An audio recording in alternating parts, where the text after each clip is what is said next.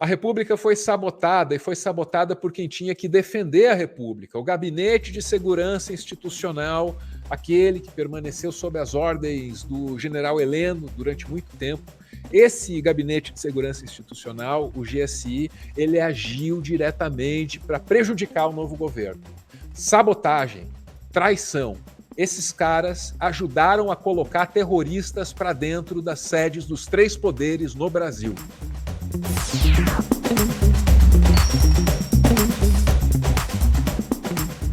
É isso aí, tem que ser curto, tem que ser grosso, não dá para ficar cheio de dedo com militar mais não.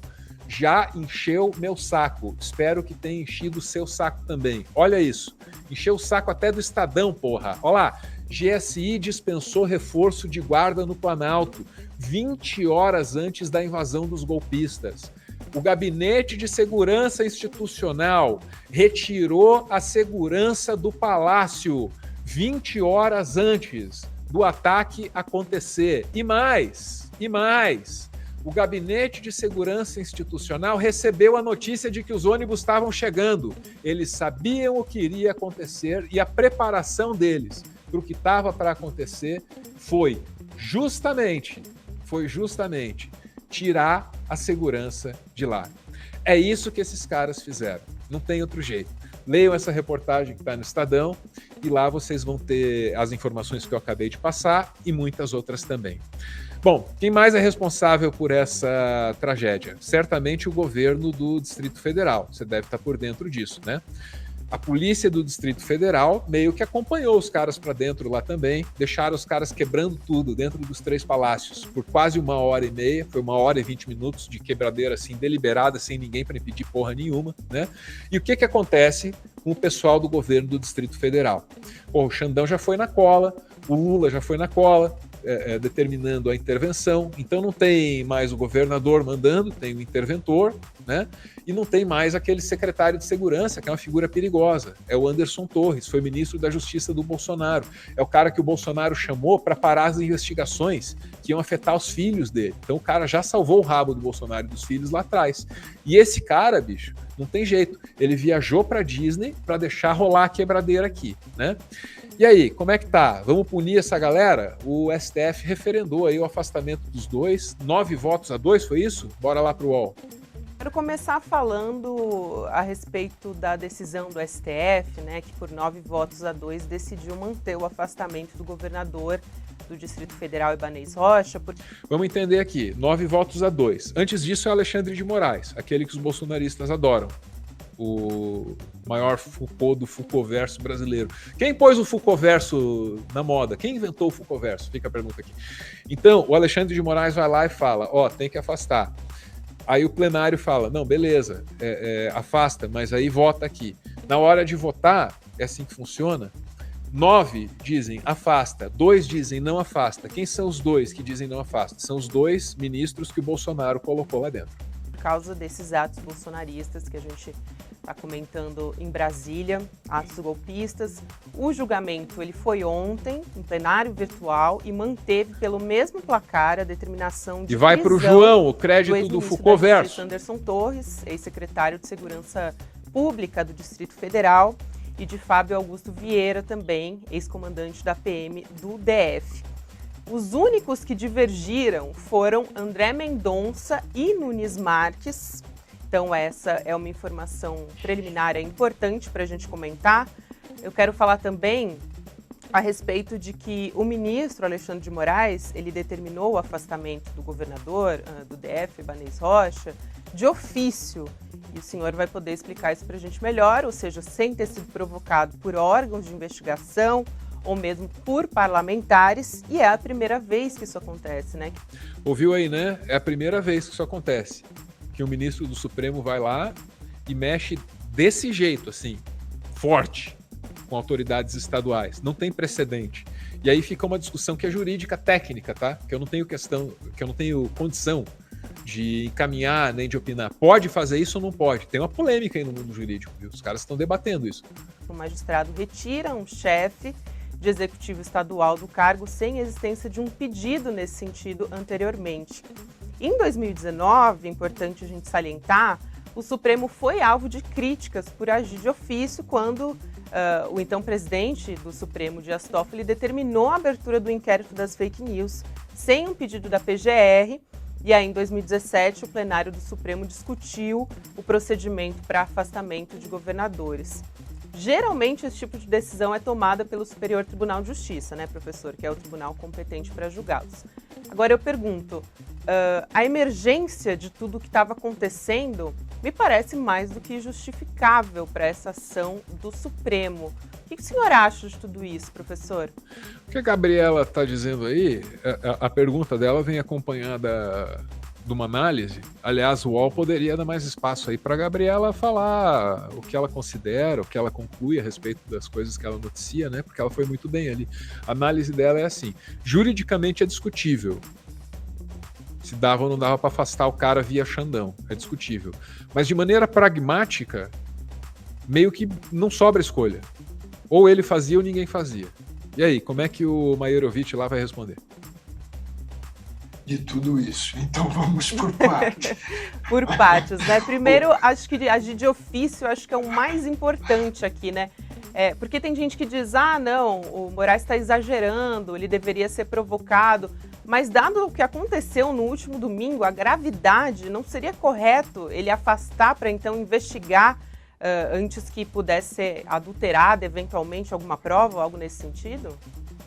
Olha, na realidade, a ocorrência exigia uma resposta rápida. A gente tem sempre que fazer essa correlação. E no caso, terrorismo precisava de uma resposta rápida.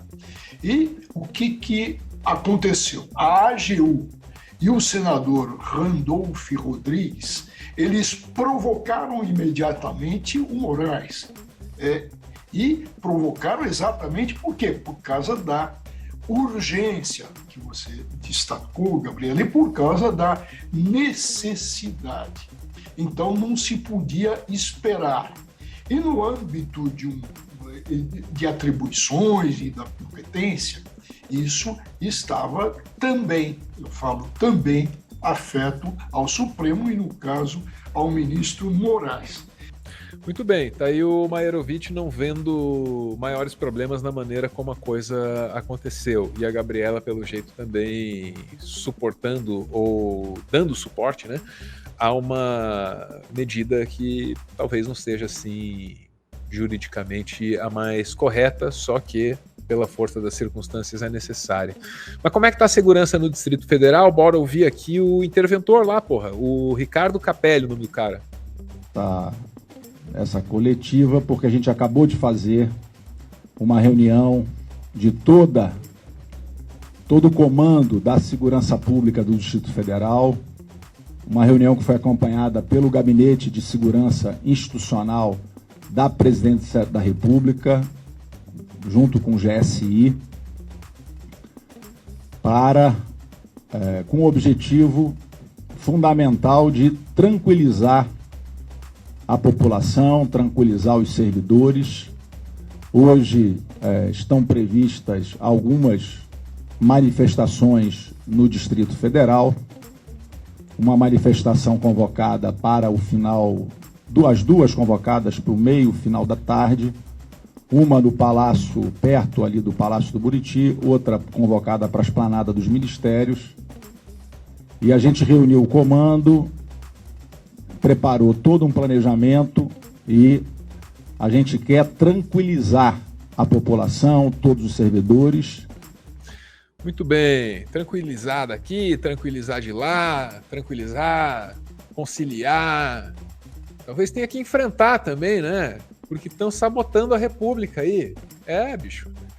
E nem todo mundo aí na mídia hegemônica consegue expressar essa palavra, né? Sabotagem. Né? O bolsonarismo desde sempre é isso, né?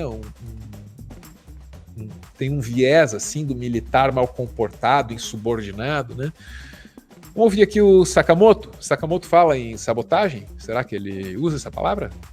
A gente tem uma situação... Bem, na verdade, se o esquema de segurança montado para a posse no dia 1º estivesse valendo, a situação já tinha sido diferente. O que aconteceu é que tudo indica, Anderson Torres desmontou toda a casinha que estava arrumada e foi viajar, né? Desmontou a segurança e foi para os Estados Unidos. E aí, né, o negócio, degringolou. Né? Então, ou seja, faltou comando? Faltou, mas mais do que comando, né, houve uma sabotagem. Houve uma sabotagem por parte dos responsáveis do Distrito Federal com relação à segurança.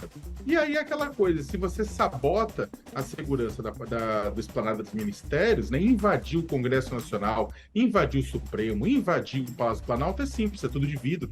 Literalmente é isso, é tudo de vidro, né? As portas, tudo. Então o pessoal quebra e entra, né? Coisa que não aconteceu em 7 de setembro de 2021, em 7 de setembro do ano passado, e em outros momentos em que a esplanada estava preservada, estava com esquema de segurança e tudo isso mais. Posição do interventor, né? Hoje ele deu uma entrevista coletiva falando sobre as mudanças. Coletivo em questão é a que a gente acabou de ver aí. Vai tranquilizar, vou tranquilizar, fiquem tranquilos, tranquilidade. Mudanças que ele tem feito lá, né? Me parece que houve realmente uma... Agora sim, né? O trabalho está sendo feito como é o esperado, né? Não sei como é que você está avaliando até aqui o interventor na segurança do DF. Então, agora voltou a ter comando, né, na segurança do DF. Com a presença do Capelli, voltou a ter comando as polícias, né, a Polícia Civil, a Polícia Militar, toda a estrutura de segurança e de inteligência voltou a funcionar. Né, o que a gente comentou, Diego, houve uma sabotagem da estrutura de segurança do governo do Distrito Federal, né, que, aliás, houve o afastamento, inclusive, do governador Ibanez Rocha, para, inclusive, tentar entender qual que é o grau de responsabilidade dele disso. Ele foi enganado ou ele foi comisso, ele foi conivente, ele foi cúmplice, qual que é o grau de responsabilidade dele nesse processo?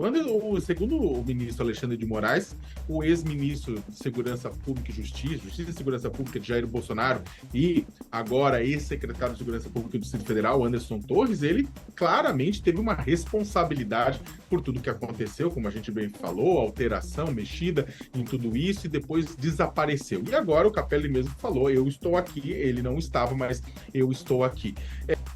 Muito bem, muito bem. Veja, acusa-se a sabotagem, então, do governo do Distrito Federal. Nisso a mídia hegemônica está fechando consenso, né? Opa, o governo do Distrito Federal agiu deliberadamente ali para tirar a proteção dos palácios e deixar aquilo acontecer. Falta a gente começar a ter a coragem de olhar para o governo federal e perceber que dentro das forças de segurança e de algumas repartições também tem subordinação, sabotagem, traição da República.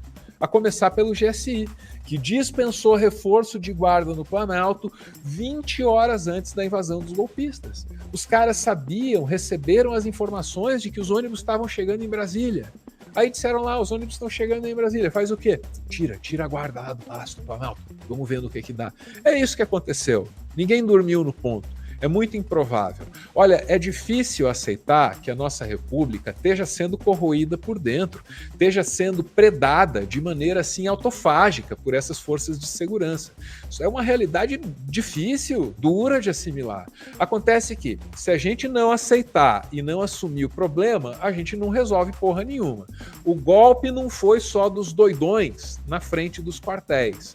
O golpe foi de doidões dentro dos quartéis e dentro dos palácios. Não deu certo, porque quando a gente muito malvada, com poder nas mãos e determinadas intenções, resta sempre a esperança de que essa gente também seja incompetente. E eles são. Quero mostrar para vocês aqui o drink... Olha lá, opa, agora sim. O drink Tchau Bozo, rapaz. Olha lá, ó. Do Cosmos, da minha amiga Jana. Vocês sabem que aqui no Meteoro a gente faz muita propaganda, muito insert gratuito aqui na nossa programação, mas só para movimento social e suas iniciativas. Um que a gente divulga bastante agora é a Cozinha Solidária do MTST. Antes disso, durante a pandemia, a gente deu uma mão aqui para a CUFA, né? Para Jana, eu abro uma exceção, porque ela é muito minha amiga, eu gosto muito dela e tudo que ela faz é bonito, é bem feito e é sensível. Tá aí o Instagram, Olha lá, ó, da minha amiga Jana. Acho que é no Instagram que você cola pra pedir um drink desse. Eu tô ligado aí que a demanda tá tão grande, rapaz. Enfim, tá vendendo muito. Ela tá trabalhando pra caramba lá pra suprir a demanda, o que me deixa bem feliz, né? Porque é uma demonstração, assim, de que Bolsonaro encheu o saco. Vou estourar uma latinha aqui, ó. Almoço, né? Esse barulho, hein? Tá ouvindo?